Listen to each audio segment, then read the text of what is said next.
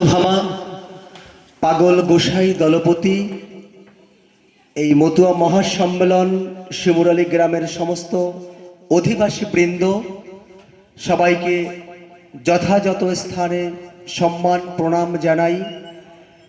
এখন এই মুহূর্তে যারা এখানে এসেছেন আমি দেখতে পাচ্ছি একটা চাঁদের বাজার।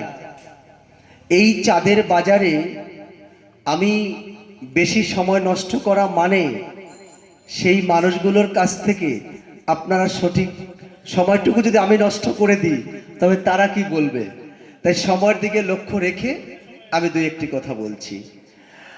আসলে আপনারা এখানে অনেক আলোচনা শুনেছেন। হরিচাঁদ ঠাকুরের দর্শন একটা সাগর সম। আমি সায়েন্সের ছাত্র, আমি বিজ্ঞান শাখার ছাত্র। আমার চিন্তা ভাবনাটা বিজ্ঞান ভিত্তিক, বাস্তবের উপর আমার চিন্তা ভাবনা। অলিক কল্পনাটা আমার কাছে অসম্ভব, তাই আমি যেটুকু বলবো বাস্তবের দর্শনে বলবো। তবে আমার ভীষণ ভালো লেগেছে কৃত্তিবাস ঠাকুর গোসাই, কৃত্তিবাস গোসাই একটি কথা বলেছেন, একদম যুক্তিযুক্ত একটা কথা বলেছেন। এটাকে আমি বিশ্বাস করি যে প্রসাদ যখন ঠাকুর ঘরে নিয়ে আসা হয় তখন যে জল ছেটানোটা হয়, এই জল ছেটানোর কারণটা যে দেখবেন পড়ন্ত বিকেলে বা শুকনোর সময় যে ধুলো উড়ে রান্নাঘরটা দূরে থাকলে ঠাকুর ঘরে আনতে গেলে পরে যে জল ছিটিয়ে ধুলোটাকে দমিয়ে রাখা হয়, এটা একটা বাস্তব কথা তিনি বলেছেন। তাই আমি তাকে আরেকটা প্রণাম জানাই। আমাদের মতুয়া দর্শন মানবতার দর্শন। এই স্বাধীন স্বতন্ত্র মতুয়া ধর্মে, এই স্বাধীন স্বতন্ত্র মতুয়া ধর্ম বাস্তবতার কথা বলে, মানবতার কথা বলে। বুজরুকি পানার কিছুই আমাদের এই দর্শনের মধ্যে নেই। এটা শিখিয়েছে। দেখবেন মতুয়া দর্শনে যারা বিশ্বাস করে তাদের ঘরে বাবা মাকে হোমে পাঠানো, বাবা মাকে অন্য কোথাও বাড়ির বাইরে পাঠানোর রেওয়াজটা কিন্তু খুব কম, দেখা যায় না, আমার চোখে পড়েনি। যাকে আপনারা বৃদ্ধাশ্রম বলেন, এটা কিন্তু এই মতুয়া দর্শনে যারা বিশ্বাস তাদের কাছে এটা আশা করা যায় না। সত্যকে স্বীকার করতে হলে শ্রী শ্রী হরিলীলামৃতটাকে, টোটাল লীলামৃতটাকে একটি লাইনে ব্যাখ্যা করা আছে, যে লাইনটা হচ্ছে পতিত পাবন হেতু হইলা অবতার। কারণ এই পতিত মানুষ, এই পতিতদেরকে জাগ্রত করবার জন্য বাবা হরিচাঁদ গুরুচাঁদ এসেছেন, অবতীর্ণ। এই যে অবতার অবতীর্ণ, গতকালকে এটা নিয়ে একটা আলোচনা হয়েছে। আমাকে প্রশ্ন করেছিলেন অবতার কি আপনি মানেন? অবতার, অবতারণ। দেখবেন আমাদের একটা মানুষ এখানে শ্রদ্ধেয় চিকিৎসক আছেন, যে একটা আমাদের যে সিমেন্ট, একটা মানুষকে যদি কেটে ফেলানো হয়, কুচি কুচি করে কাটা হয়, তবে তার সিমেন্ট কিন্তু খুঁজে পাওয়া যাবে না যত সময় সে তার মিলন রসে আবদ্ধ না হবে। এই মিলন রসে আবদ্ধ হলে পরে সিমেন্ট নামের সিমেন্ট পাওয়া যাবে। এই সিমেন্টটা কোথায় যায়? অবতীর্ণ, অবতারণ। অবতারণ মানে দেখবেন চলন্তিকা ডিকশনারির খুব সম্ভবত 31 পৃষ্ঠায় এর একটা ব্যাখ্যা রয়েছে। অবতারণ মানে নিম্নে নামা, নিচে নামা।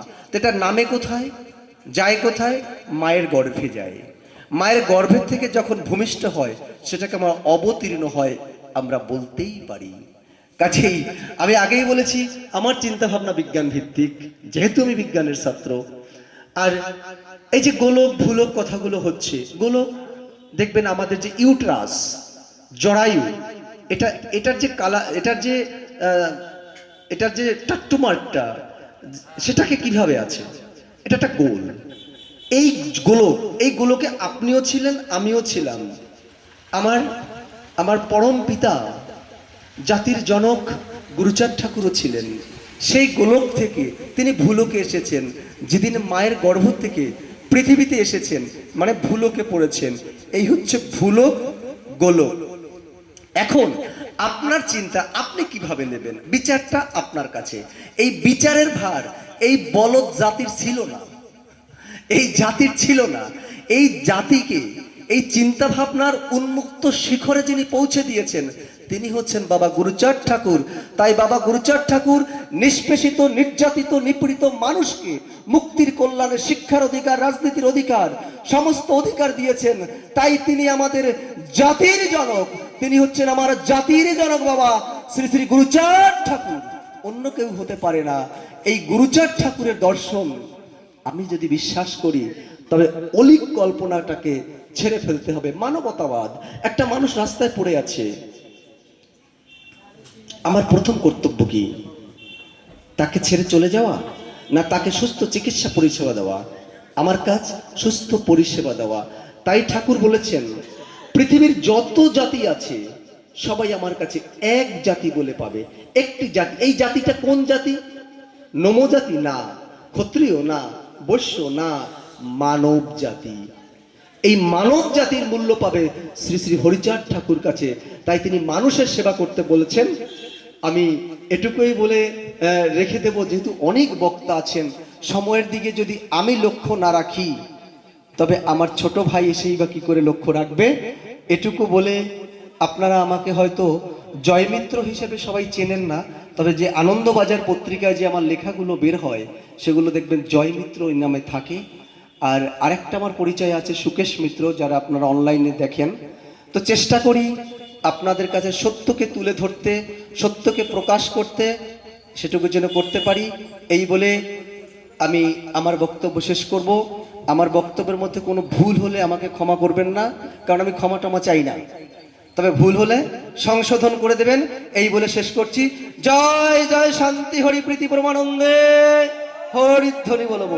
হরি বল, হরি।